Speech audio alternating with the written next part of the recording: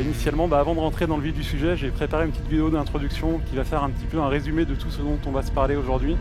Et il faut le prendre comme une sorte de pré-générique à ce slot. On s'en reparle juste après.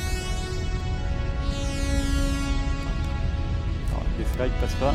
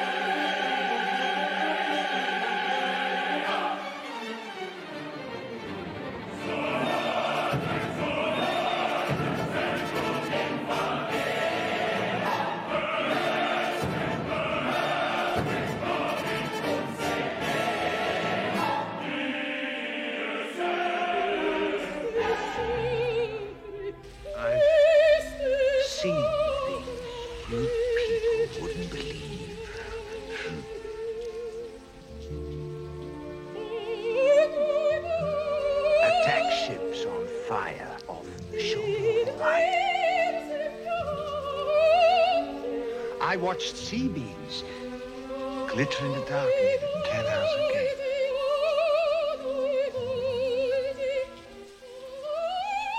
All those moments will be lost in time.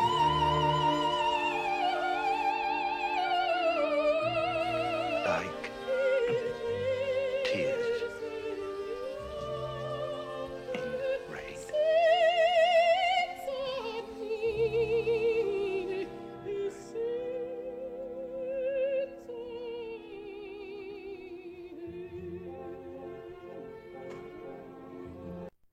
Donc voilà, donc la présentation d'aujourd'hui s'appelle IA et science-fiction, ou comment j'ai appris à ne plus m'en faire et à aimer la fin du monde. Donc je m'appelle Romain Benassi, je suis data scientist, je travaille chez Publicis Sapient. Et juste pour revenir un petit peu sur la vidéo que vous venez de voir, vous avez peut-être reconnu pour certains d'entre vous à la fin la séquence de Blade Runner, le fameux monologue Tears in Rain. Et ce monologue est une des deux raisons pour lesquelles j'ai eu envie de proposer cette présentation aujourd'hui, et puis on y reviendra un petit peu plus tard. Alors tout d'abord, un rapide disclaimer sur la présentation. Il y aura nécessairement une sélection d'œuvres qui est arbitraire. Il y aura des omissions et des oublis. 45 minutes, c'est très court. Et en plus, il y a certaines œuvres, même très connues, que je ne connais pas. Ce seront des points de vue personnels et hautement subjectifs qui sont exprimés durant cette présentation. Et je me donne le droit également de changer d'avis. Peut-être que dans 6 mois, je dirai des choses différentes. L'IA, ça va tellement vite. Et puis, c'est une safe zone, il y aura peu ou pas de spoilers. La politique que je vais utiliser, c'est plus une œuvre est récente, moins j'en divulguerai. Et par contre, pour un film comme Blade Runner, je me permettrai d'en dire un petit peu plus, mais toujours dans une optique de donner envie de découvrir l'œuvre plutôt que de décourager de la découvrir. Et alors, l'autre raison qui m'avait donné envie de présenter ce talk, c'était justement en 2023, il y avait eu une proposition de moratoire sur l'IA. Et c'était une pétition qui réclamait une pause de 6 mois dans les recherches en IA. Et une demande de mise en place de systèmes de sécurité et de régulation, parce que cette pétition dénonçait des risques majeurs pour l'humanité. Donc effectivement, ce type de formulation, tout de suite, ça fait penser à certaines œuvres de science-fiction bien connues. Ça invoque et convoque pas mal de sujets qu'on a déjà vu passer dans des films ou des livres. Et donc cette pétition, elle a été signée par des gens assez connus et des experts du domaine, à la fois industriels et universitaires. Donc on a c'est juste un sous-ensemble de personnes qui avaient signé. Donc on a des gens assez différents. Ça peut aller de Steve Wozniak, un des cofondateurs d'Apple, à Yoshua Bengio, qui est un des pères du renouveau de l'IA moderne, à Elon Musk, qu'on ne présente plus, et puis également à des auteurs comme Harari, qui avait écrit le best-seller Sapiens.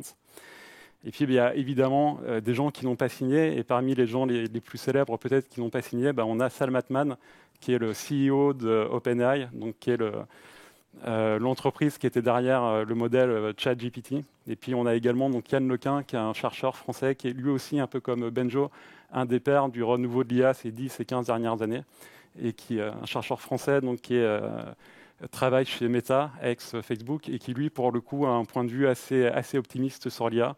Là où Sal Matman, au contraire, même bien qu'il n'ait pas signé la pétition, dans plusieurs interviews, a exprimé plusieurs fois que même lui était parfois un peu effrayé par ses propres créations. Alors on peut se poser la question, est-ce qu'il y a vraiment un risque imminent vis-à-vis de l'IA, et en particulier d'essayer de voir ça à travers l'éclairage des œuvres de science-fiction. Et on peut justement se poser la question, est-ce que l'apocalypse, est-ce que c'est pour maintenant? Et donc on va démarrer ce petit panorama sur les œuvres de science-fiction avec RUR, donc Rossum Universal Robots, qui est une pièce de théâtre de 1920 écrite par l'auteur tchèque Karel Čapek. Alors, c'est peut-être pas l'œuvre la plus connue, mais on considère parfois que c'est peut-être le début de la science-fiction moderne, même si on pourra voir qu'il y aurait plusieurs autres œuvres précédentes qui pourraient réclamer ce titre, et puis on pourra même remonter à certains mythes antiques. Mais c'est une œuvre dont vous avez sans doute déjà parlé, ne serait-ce que indirectement, puisque c'est dans cette œuvre qu'il y a pour la première fois l'utilisation du mot robot, puisque robot, ça vient d'un mot tchèque, robota, qui signifie travail, servage, donc ça correspond à une nomenclature liée à l'esclavage. Et donc cette œuvre, qu'est-ce qu'elle nous raconte? Ça nous raconte l'histoire d'androïdes pourvus d'émotions et qui vont finir par se révolter et par anéantir l'humanité. Donc c'est un type d'histoire assez classique, mais à l'époque c'était relativement novateur, puisqu'effectivement d'ailleurs la notion de robot est introduite dans cette œuvre. Si on parle d'apocalypse et d'IA, on pense aussi, c'est peut-être d'ailleurs l'œuvre à laquelle on pense en premier, à Terminator, donc le célèbre film de 1984, film culte de James Cameron, auquel on pourrait également associer sa suite de 1991. Et donc Terminator, ça raconte un futur apocalyptique provoqué par une IA qui s'appelle Skynet. C'est une IA qui est devenue consciente, les humains prennent peur, veulent la débrancher, et l'IA, pour se protéger, lance une frappe nucléaire sur le monde. Et l'idée, je pense que vous connaissez l'histoire aussi bien que moi, il y a une résistance humaine face aux machines, et les humains décident d'envoyer dans le passé l'un des leurs, Kyle Reese, interprété par Michael Biehn, et Skynet, elle, envoie dans le passé le T-800, auquel Arnold Schwarzenegger prête sa carrure impressionnante.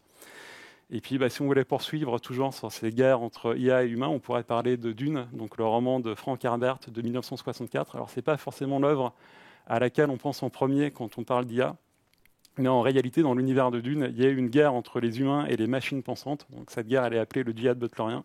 Ça doit évoquer des choses à ceux qui connaissent l'œuvre. Et en fait, cette guerre, elle a eu lieu 10 000 ans avant les événements du livre. Et c'est la raison pour laquelle l'humanité l'emporte. Et l'humanité a interdiction, c'est même un tabou religieux, de créer des machines semblables à l'esprit de l'homme. C'est un nouveau commandement inscrit dans la Bible catholique orange, qui est l'équivalent de la Bible dans le monde de Dune. Et d'ailleurs, c'est sans doute pas anodin que ce soit inscrit dans un texte religieux. On verra ça un petit peu plus tard. Et alors, pour l'anecdote, il paraît que Frank Herbert avait choisi de raconter son histoire de cette façon-là parce qu'il voulait faire de la science-fiction sans traiter le sujet des IA. Et donc, pour lui, c'était une façon d'évacuer justement tous ces enjeux-là. Et donc, dans l'univers de Dune, comme il n'y a pas d'IA, on remplace les IA par des êtres humains qui vont devenir des formes d'ordinateurs humains, comme les mantas et les navigateurs, et donc ils vont augmenter leur capacité cérébrale à l'aide de substances, comme par exemple l'épice. C'est une des raisons pour lesquelles l'épice est une substance aussi fondamentale dans l'univers de Dune, c'est parce que ça leur permet de se passer des IA en augmentant la conscience des êtres humains. Alors, au cours de cette présentation, plusieurs fois, je vais essayer de faire des liens entre des événements de la vraie vie et des œuvres de science-fiction. Et dans le cas de Dune, on pourra faire le lien avec la startup Neuralink, qui a été cofondée par Elon Musk et qui développe des implants cérébraux, justement pour faire des sortes d'êtres humains ordinateurs. Donc, en 2001, un singe avait réussi à jouer à Pong grâce à une de ses puces implantées dans le cerveau. Et en 2024, apparemment, un humain avait réussi à communiquer avec un ordinateur à distance. Alors, est-ce que le risque est imminent? Donc, on peut se poser la question, effectivement, quand on regarde les œuvres de science-fiction, le risque semble réel.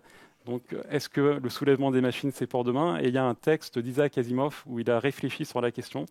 Et lui, sa réflexion, c'est qu'il pose la question du créateur et de sa créature. Et il considère que dans l'inconscient collectif, il y a une notion de sacrilège vis-à-vis de ça, puisque Dieu est censé être le seul créateur, et que donc la machine qui se rebelle, la créature qui détruit le créateur, ça correspond à une forme de morale religieuse. En particulier, lui, il fait remonter ça au roman gothique de Mary Shelley, Frankenstein, Et on pourrait aussi considérer que ce roman est un des fondements de la science-fiction moderne.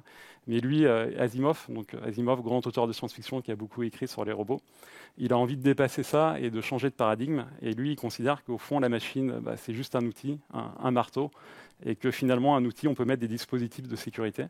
Et c'est la raison pour laquelle il introduit ces très célèbres 3 lois de la robotique. Donc, première loi, un robot ne peut porter atteinte à un être humain. Deuxième loi, un robot doit obéir aux ordres donnés par un humain, sauf si ça rentre en contradiction avec la première loi. Et troisième loi, un robot doit protéger son existence dans la mesure où ça ne rentre pas en contradiction avec les 2 premières lois. Alors en réalité, on pourrait se dire, c'est facile, fin de l'histoire, il suffit d'implémenter ces 3 lois. En réalité, Asimov, il avait déjà compris que ces 3 lois-là, elles allaient entraîner plein de situations ambiguës et plein de paradoxes.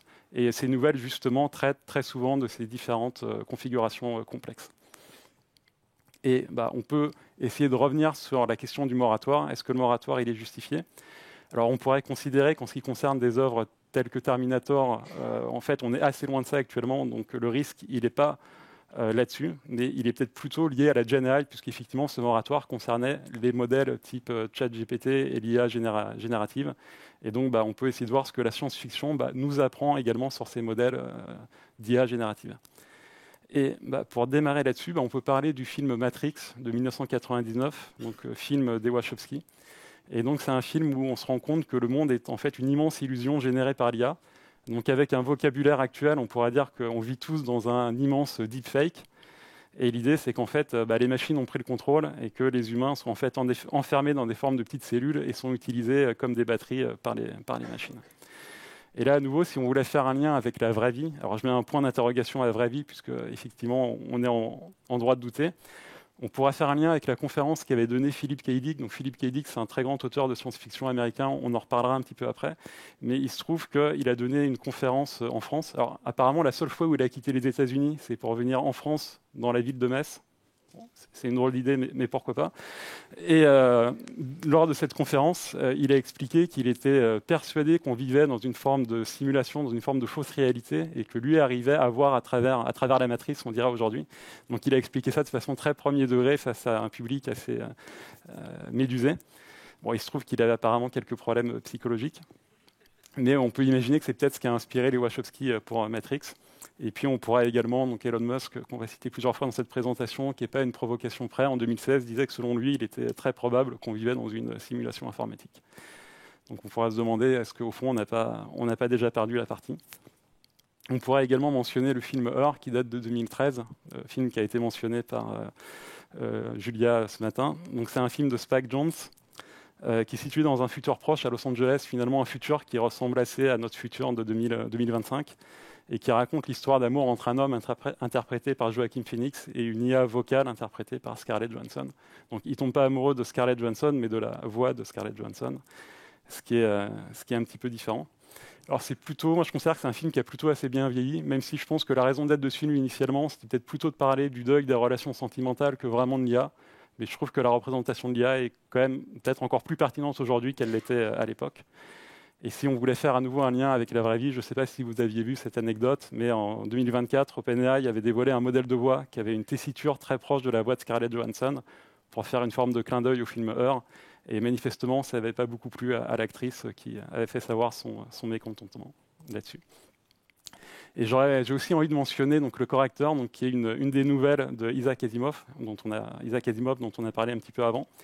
C'est une nouvelle de 1957, et ce qui est assez intéressant, c'est que ça parle d'une IA qui ressemble beaucoup à ChatGPT, puisque c'est une IA qui est capable d'aider à la rédaction des articles, de vérifier les erreurs, de corriger, de compléter les articles, et c'est donc utilisé dans la nouvelle par des scientifiques pour écrire plus d'articles et plus facilement. Et il se trouve qu'en fait, on se rend compte que cette IA, elle va insérer des fausses informations, ce qu'on appellerait des hallucinations aujourd'hui. Et c'est en particulier, comme elle est tenue par les 3 lois de la robotique, qu'il y a certains passages qu'elle jugeait comme offensants et que donc elle va atténuer pour ne pas rentrer en contradiction avec ces fameuses 3 lois. Et là-dessus, c'est aussi assez intéressant parce que ça m'a fait penser à une sorte de petite polémique qu'il y avait eu l'année dernière. C'était le modèle Gemini, modèle de Google, qui générait des images. Et c'était un modèle qui avait été fine-tuné exprès pour éviter d'avoir des biais, pour éviter de toujours représenter des hommes blancs. Et du coup, quand on lui demandait de représenter, par exemple, des vikings ou des chevaliers du Moyen-Âge en France, il représentait des individus qui étaient de toutes les ethnies, ce qui avait fait un petit peu grincer des dents. Donc là aussi, on pourrait dire que c'est une forme d'hallucination voilà, provoquée par des sécurités qui ont été mises dans le modèle. Alors, si on réfléchit justement sur les risques liés à la GenAI, on pourrait dire que finalement, un des risques principaux, c'est lié aux fake news et aux fausses informations. Donc ici, on peut voir plusieurs images dont l'une d'entre elles est vraie. Je vous laisserai deviner laquelle. Et donc, on pourrait se dire que c'est un vrai risque. Et alors, moi, ça m'a fait penser à une phrase de Guy Debord. Alors, je vais être franc, je suis très très loin de maîtriser tout ce qu'a écrit Guy Debord, très loin de là. C'est un intellectuel et un philosophe français qui, dans La Société du spectacle, disait que dans un monde renversé, le vrai est un moment du faux. Et je pense qu'on est là-dedans, c'est-à-dire que finalement, l'idée, c'est pas tant qu'on va croire des choses fausses, mais c'est plutôt que le vrai n'a plus vraiment de valeur, en tout cas dans les images, et est mis au même niveau que le faux. Mais au fond, ça, est-ce que c'est vraiment un problème? Peut-être pas. En tout cas, il n'y a pas de risque de fin du monde là-dessus. Ça va juste créer un rapport différent aux images et à l'information. Et d'ailleurs, Luc Julia, dans la séance de questions-réponses, disait que justement, le fait de douter de tout, ça pouvait peut-être créer un nouveau siècle des Lumières, puisque finalement, le doute, c'est quelque chose d'extrêmement important. Et donc, on pourrait se dire, si on essaye d'essorer le sujet de l'IA et du risque de l'IA sur tous les domaines, est-ce que le risque de l'IA, c'est pas l'IA utilisée comme arme de guerre? Et donc, là-dessus, on va du coup traiter ce sujet.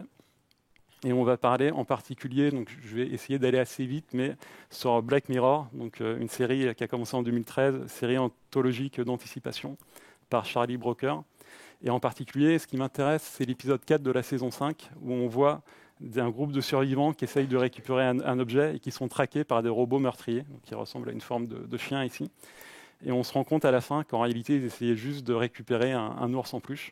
Bon, alors là, ok, j'ai un peu spoilé, mais bon, c'est un épisode de série télé, vous me pardonnerez. Et ça montre un petit peu l'absurdité d'avoir des IA qui sont capables de prendre la vie sur des critères parfois complètement dérisoires. On peut imaginer que ce robot, il était peut-être juste chargé de protéger une zone géographique et que finalement, il se met à tuer pour des raisons absolument absurdes et déchirantes. Là aussi, si on veut faire des liens avec la vraie vie, la plupart des grandes armées utilisent déjà l'IA dans les drones. Normalement, je crois qu'il y a une obligation, il doit toujours y avoir une validation humaine, mais on imagine qu'elle n'est probablement pas vérifiée. En 2023, il y a l'ONU et la Croix-Rouge qui ont lancé un appel à l'interdiction des armes autonomes. Bon, je pense que l'appel est toujours en suspens. Et toujours sur ces histoires de systèmes d'IA pour l'armement, on pourrait effectivement citer Dr Folamour, Dr Strangelove, donc un film de 1964 de Stanley Kubrick, comédie satirique. D'ailleurs, le sous-titre, c'est « Comment j'ai appris à ne plus m'en faire et à aimer la bombe ». Donc je me suis permis de pomper allègrement ce titre pour la présentation d'aujourd'hui. Donc c'est un film qui est tourné dans le contexte de la guerre froide. Et là aussi, ça va questionner l'escalade et l'absurdité de la guerre, en particulier via le concept de la Doomsday Machine. Donc je vais essayer d'expliquer très vite ce que c'est. En fait, dans le film, il y a un militaire américain qui est paranoïaque et qui envoie un escadron attaquer l'URSS. Et lorsque l'armée américaine et le président des États-Unis se rendent compte de ça, vite, ils préviennent leurs homologues soviétiques pour essayer d'intercepter les avions. Et il se trouve que les soviétiques, eux, ils viennent de brancher une nouvelle arme de destruction massive, une arme de dissuasion, qui est la Doomsday Machine. Et c'est une arme, c'est un petit algorithme d'IA qui, s'il détecte la moindre bombe sur le sol soviétique, fait exploser la Terre. Donc c'est vraiment une arme de dissuasion, mais ils ont fait une petite erreur, c'est qu'ils ont oublié qu'une arme de dissuasion, ça n'a d'intérêt que si le reste du monde est au courant qu'elle existe. Et en fait, ils ont branché l'arme sans prévenir le reste du monde. Et donc tout l'enjeu du film, c'est que s'il y a la moindre bombe américaine qui explose sur le sol russe, le monde va exploser de façon sûre. Et là aussi, si on fait un lien avec la vraie vie, on pourrait citer le fait divers. Alors c'est un peu plus qu'un fait divers. C'est le soviétique Stanislas Petrov en 1983. Donc c'était un militaire russe. Et sur son système d'information, il voit qu'il y a une attaque américaine qui est imminente sur le sol soviétique. Et en théorie, s'il avait suivi le protocole qu'il était censé suivre, il aurait dû riposter avec une attaque soviétique. Et heureusement, il a fait preuve de sang-froid. Il est parti du principe que c'était probablement une fausse alerte. Il a un peu attendu. Et je pense qu'on lui doit tous une fière chandelle, puisqu'on ne serait probablement pas là aujourd'hui s'il n'avait pas eu ce sang-froid-là.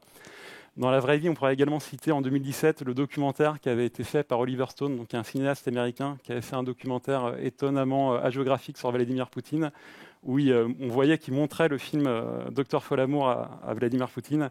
Et à l'issue de la projection, Poutine expliquait que ça lui semblait très réaliste et que ça pouvait probablement arriver dans la vraie vie. C'était en 2017, ça faisait déjà froid dans le dos et ça fait sans doute encore plus froid dans le dos aujourd'hui. Et puis en 2024, les USA et la Chine se sont rencontrés à Genève justement pour prévenir d'éventuels conflits dus à une erreur de l'IA. Donc on voit qu'on est vraiment dans le cœur du sujet. Donc l'IA comme arme de guerre, je dirais que c'est un risque réel, mais que malgré tout, la responsabilité, elle est principalement humaine. Et on peut voir que c'est souvent soit l'humain qui manque à ses obligations, soit effectivement l'humain qui est responsable de ce qui se passe. Donc on pourrait considérer que peut-être effectivement l'IA comme arme de guerre, c'est pas ce qui est c'est peut-être ce qui est le plus dangereux, mais c'est pas ce qui provoquera une fin du monde. En tout cas, c'est pas l'IA qui sera responsable, ce sera un être humain. Et on peut pousser un cran plus loin et se demander, mais finalement, qu'est-ce qui se passera le jour où l'être humain ne sera plus responsable et où l'IA sera devenue consciente? Alors effectivement, on est très loin de ça aujourd'hui, puisque les modèles type ChatGPT, ça ne correspond pas du tout à de l'IA consciente. Mais justement, l'idée de la science-fiction, c'est que ça nous permet de réfléchir sur ce genre d'hypothèse.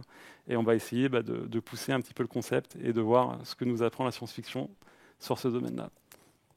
Et donc, on va rester avec Stanley Kubrick pour évoquer le film 2001, l'Odyssée de l'espace. Donc, le film de 1968, donc chef-d'œuvre du cinéma et de la science-fiction. Et c'est un film qui est en particulier célèbre. Alors, le film raconte plus que ça, c'est pas seulement sur l'IA, mais en particulier, ça nous raconte une vision de l'IA via l'ordinateur de bord HAL 9000, qui est du coup l'ordinateur de bord d'une mission spatiale. Et la question d'ailleurs, elle est posée explicitement dans le film, est-ce que c'est une IA de type générative, c'est-à-dire est-ce que c'est une IA qui simplement génère du texte sans être conscient de ce qu'il génère, ou est-ce que c'est une IA consciente? Alors le personnage principal, le spationaute Dave, s'exprime en disant qu'il n'a aucune idée si c'est une IA qui est consciente ou pas. Mais il se trouve que la suite du film va apporter une réponse à cette question, puisqu'on va se rendre compte qu'en réalité, il y a un esprit assez tourmenté qui se cache derrière l'œil rouge de HAL, et que effectivement, HAL va représenter un danger pour l'équipage. Et il y a en particulier une scène particulièrement saisissante où Dave, l'astronaute, se rend compte du danger et veut débrancher HAL. Et HAL se met à le supplier et à lui faire du chantage affectif de lui laisser la vie sauve.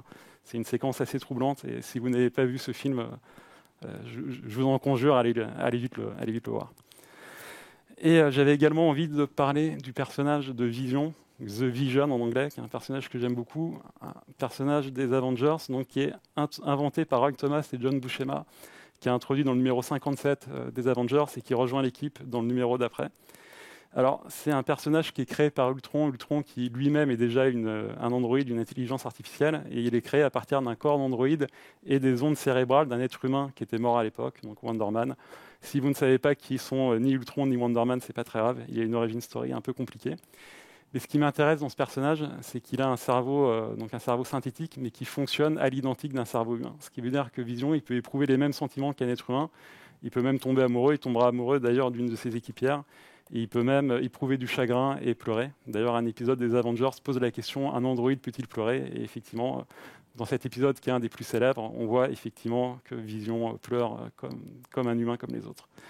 D'ailleurs, cette séquence, elle sera reprise quasiment à l'identique dans la série WandaVision, où le personnage est interprété par Paul Bettany. Alors là, ça se voit peut-être pas très bien, mais on a effectivement cette larme qui coule le long de sa joue. À tel point que la question est posée dans la bande dessinée, est-ce que c'est un androïde ou est-ce que c'est plutôt un synthézoïde, donc néologisme qui exprimerait le fait que c'est simplement un être humain de synthèse, mais qui au fond est identique à un être humain. Et là aussi, à nouveau, si on voulait faire des liens avec la vraie vie, on pourrait mentionner le concept de l'animal-machine qui est introduit par Descartes, qui est l'idée que finalement les animaux ne sont rien de plus que la matière qui les constitue, et que donc il n'y aurait pas énormément de différence entre un animal et une machine.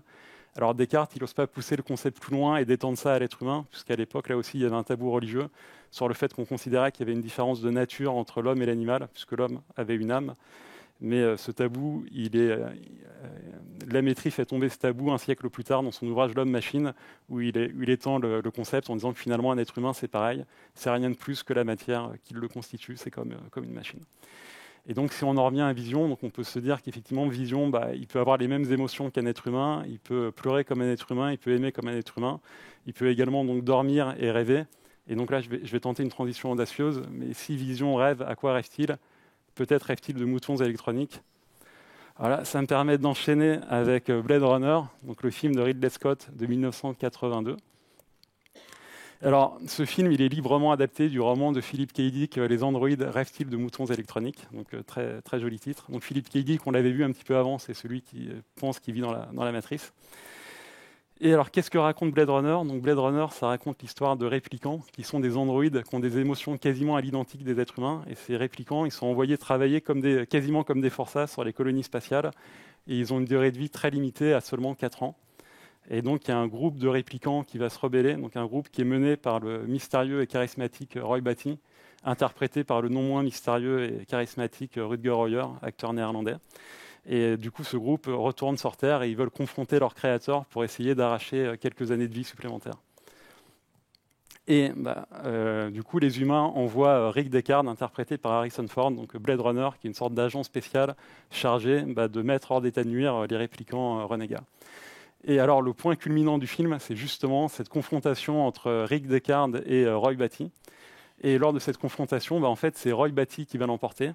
Et alors qu'on s'attendrait à ce qu'il fasse preuve de la même brutalité dont il a fait preuve avant dans le film et qui tue son adversaire, qui tue Rick Deckard, il se passe quelque chose de beaucoup plus intéressant et de très différent. C'est que Roy Batty, donc cet androïde, va laisser la vie sauve à son adversaire et va même improviser un poème. Et il se trouve qu'en réalité, l'acteur qui joue le rôle, Rutger Hauer, lui-même a, dans les grandes lignes, improvisé lui aussi ce poème au moment du tournage. Et donc, je voulais vous présenter cette séquence où effectivement, on va voir ce poème improvisé. I've seen things you people wouldn't believe. Attack ships on fire off the shoulder of Orion. I watched sea beams glitter in the dark near the Tannhauser Gate.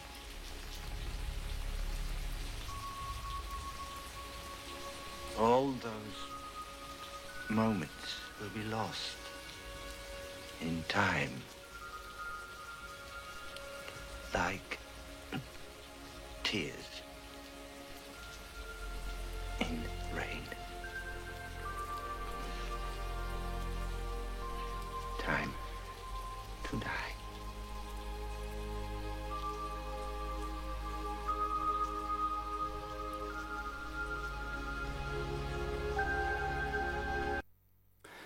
Et alors justement, ce monologue, si je voulais montrer, c'est parce que je voulais vous raconter quelque chose dessus. Je voulais vous expliquer comment ce monologue peut être interprété selon la dialectique maître-esclave, selon Hegel. Donc dit comme ça fait un peu pompeux, mais on va essayer de voir ça un peu plus en détail. Alors Hegel, c'est un philosophe allemand de la fin du XVIIIe, début du XIXe, et hop, il se trouve que la dialectique maître-esclave, c'est un passage de la phénoménologie de l'esprit. Alors, je vais vous mettre à l'aise tout de suite. Moi non plus, je ne l'ai pas lu. J'ai reconstruit cette partie à partir de vieux souvenirs de cours de philo de terminale. Et qu'est-ce que ça raconte? Ça raconte la prise de conscience de soi à partir de la rencontre avec un autre. Donc parfois, c'est aussi rapproché du cogito ou cogito cartésien, le fameux « je pense donc je suis », sauf qu'avec Descartes, c'est la prise de conscience de soi-même simplement vis-à-vis de soi-même, enfin simplement à partir de soi-même, tandis que là, c'est à partir de la rencontre avec un autre. Et juste pour l'anecdote, le personnage d'Harrison Ford dans Blade Runner, il s'appelle Rick Deckard, ce qui n'est rien d'autre que l'anglicisation du nom René Descartes. Ce qui montre bien que ces enjeux de prise de conscience, c'est vraiment un sujet qui tenaille et qui tiraille complètement l'œuvre Blade Runner. Mais nous, on va plutôt voir ce qu'on peut raconter à partir de la dialectique maître-esclave selon Hegel. Donc c'est une dialectique en 3 phases. La première phase, c'est l'asservissement. Donc c'est la rencontre de 2 consciences. Il va y avoir un combat pour obtenir la reconnaissance de l'autre. Il va y avoir un vainqueur et un vaincu. Et autrement dit, un maître et un esclave. Ça, c'était la première phase. Et la deuxième phase, c'est le retournement. Ce qui se passe, c'est que le maître dépend de l'esclave pour exister. Il devient dépendant matériellement de lui. L'esclave, lui, par contre, fait l'expérience de la nature et qu'il façonne avec de plus en plus de créativité, tandis que le maître, lui, va rester oisif. Et donc, il va y avoir un renversement des valeurs. L'esclave va devenir supérieur au maître, et c'est le maître qui va se soumettre. Et l'esclave devient maître et inversement. Donc, pourquoi est-ce que je vous raconte ça? En lien avec Blade Runner, vous l'avez compris, l'esclave qui se soulève et renverse l'ordre des choses, c'est Roy Batty. D'ailleurs, n'oubliez pas que robot en tchèque, ça veut dire esclave. Et justement, il y a un phénomène cyclique, et l'idée, c'est est-ce qu'il est possible de briser le cercle? Et ça va être la phase 3 de la dialectique maître-esclave, c'est la résolution. Il se trouve qu'on peut effectivement briser le cercle s'il y a une annulation de la relation maître-esclave et que chacun se reconnaît à égalité. Et c'est ce qui se passe à la fin de Blade Runner quand Roy Batty décide d'épargner le personnage joué par Harrison Ford et décide d'accepter sa propre mortalité. Alors, de quoi Roy Batty est-il le nom? Pourquoi est-ce que j'ai voulu vous parler de ça? parce qu'on parlait d'IA et des risques engendrés par l'IA, et je me disais que finalement, le vrai risque des IA, c'est le risque d'une dévitalisation de l'expérience humaine, au profit d'une IA qui, elle, a vu des choses que nous, humains, ne croirions même pas. Donc là, je reprends le poème de Roy Batty. Et c'est une idée qui est abordée dans des œuvres qui ont suivi. Donc, par exemple, dans Wall-E, on voit les petits robots qui vivent une jolie histoire d'amour pendant que les humains, eux, sont complètement sortis de la vie et hypnotisés par les écrans. Et puis c'est également aussi dans un film qui est passé un peu sous les radars, c'est dommage, qui s'appelle After Yang, qui est un film qui va raconter un couple qui adopte une petite fille d'origine chinoise et qui vont du coup acheter un androïde qui a des traits asiatiques et qui a une base de données sur la Chine pour essayer de créer un lien entre la petite fille et son pays d'origine. Et puis ça, c'est pas du spoil, mais l'androïde va tomber en panne et ils vont essayer de le réparer et ils vont se rendre compte qu'en réalité, ils avaient délégué beaucoup de choses à cet androïde, en particulier l'éducation de leur fille. Et ils vont même se rendre compte que cet androïde avait une vie intérieure particulièrement riche, peut-être même encore plus riche que la leur. Et justement, pour illustrer aussi ce concept, c'est une petite image que j'avais vue sur les réseaux sociaux qui avait fait un peu le buzz, qui m'avait un petit peu amusé. Donc, c'est une phrase d'une autrice que je ne connaissais pas, mais je trouve qu'on est vraiment dans cette dialectique maître-esclave, où finalement, on avait l'espoir d'utiliser les IA pour faire nos tâches ménagères, donc nous, on pourrait se concentrer à faire des choses intéressantes. Et en réalité, il y a un retournement. Nous, on continue toujours à faire les tâches ménagères, et c'est les IA qui maintenant font de la littérature et font du dessin et autres. Et alors, est-ce que l'IA consciente est un risque? Alors, je pense qu'on est très très loin d'avoir un risque sur l'IA consciente. C'est ce que disait aussi un peu Luc Julia ce matin. On n'y est pas encore, mais que le risque, en réalité, il est peut-être ailleurs. C'est peut-être dans le risque d'une expérience de la vie humaine qui devient réduite. Et en particulier, avant, quand on allait voyager quelque part, on était un peu obligé d'apprendre la langue. Ça permettait de se plonger dans la culture du pays et autres. Et c'est vrai que, par exemple, aujourd'hui, si on peut avoir des traductions automatiques, le voyage qu'on fait, il est différent. Est-ce qu'il est pas un petit peu réduit aussi? C'est cette question-là que j'avais envie de poser. Donc normalement, j'aurais pu terminer la présentation ici, mais comme en plus on a un peu de temps, j'ai voulu rajouter une partie supplémentaire, un bonus, qui s'appelle « À quoi les androïdes rêvent-ils ?»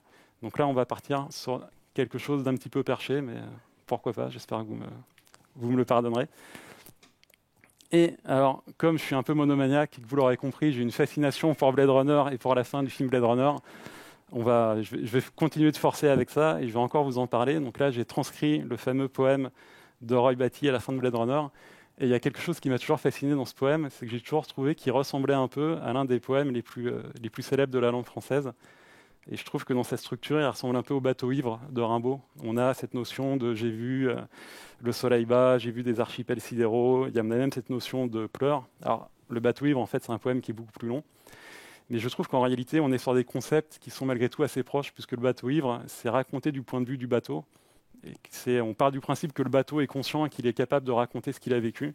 Et finalement, on n'est pas très loin de ce que raconte Roy Batty, qui lui aussi est une forme d'outil, qui en réalité est capable, par sa nature d'outil, a vu des choses, a fait une expérience que l'être humain n'est pas capable ou n'est plus capable de faire. Alors j'ai essayé de faire une recherche pour savoir si Rutger Hauer s'était vraiment inspiré du bateau ivre ou pas. Alors j'ai pas trouvé d'éléments vraiment probants là-dessus, et puis on le saura sans doute jamais, puisque Rutger Hauer a emporté le secret dans la tombe, puisqu'il est mort en 2019.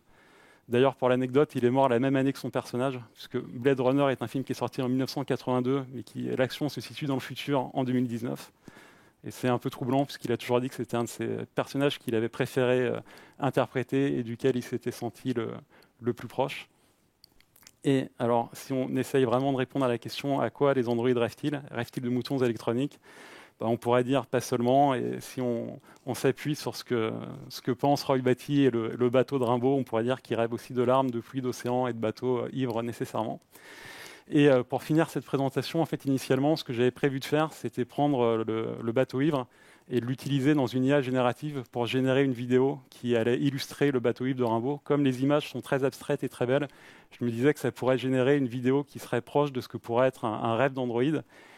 Mais finalement, je me suis rendu compte qu'il y avait des êtres humains qui, en 2004, avaient déjà fait un très très beau film d'animation qui illustre le bateau ivre de Rimbaud. Donc c'est le poème de la mer d'Hervan Le Gall.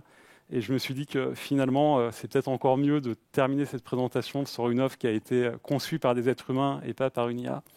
Et donc voilà, je vais vous présenter un court extrait de ce film d'animation. Et je pense qu'on peut essayer d'imaginer ensemble qu'un rêve d'Android, ça ressemblerait peut-être à ça. l'aube exaltée ainsi qu'un peuple de colombes, et j'ai vu quelquefois ce que l'homme a cru voir.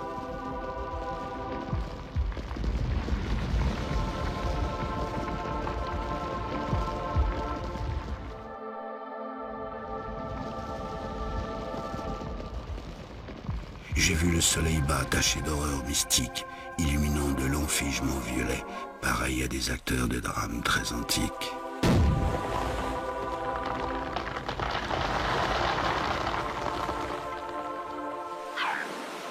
Les flots roulant au loin leurs frissons de relais. J'ai vu des archipels sidéraux et des îles dont les cieux délirants sont ouverts aux vogueurs. Des écumes de fleurs ont bercé mes dérades et d'ineffables vents m'ont ailé par instants.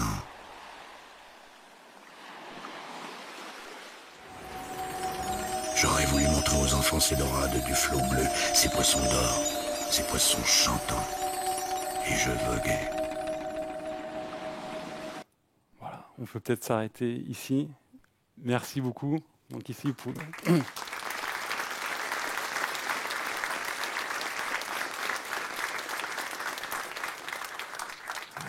Voilà, donc ici vous avez les différentes références donc sur les œuvres dont j'ai parlé explicitement. Je pensais que j'aurais pas le temps de parler de toutes les œuvres, donc il y en a certaines que j'ai dû couper au montage. Bon, finalement, il me restait un peu de temps, j'aurais peut-être pu les rajouter. J'aurais beaucoup aimé parler du roman Hyperion de Dan Simmons. Je voulais également parler du film Ex Machina de Alex Garland. Et j'ai une fascination pour les X-Men. J'aurais beaucoup aimé vous parler de Days of Future Past des X-Men. Également donc les références pour aider à l'analyse et puis quelques références indirectes qui correspondaient à quelques clins d'œil dont la présentation était parsemée. Et également les références pour la petite vidéo d'introduction, voilà, avec toutes les sources qui ont été utilisées. Et puis voilà, merci pour tout. Et puis si vous avez des questions, n'hésitez pas.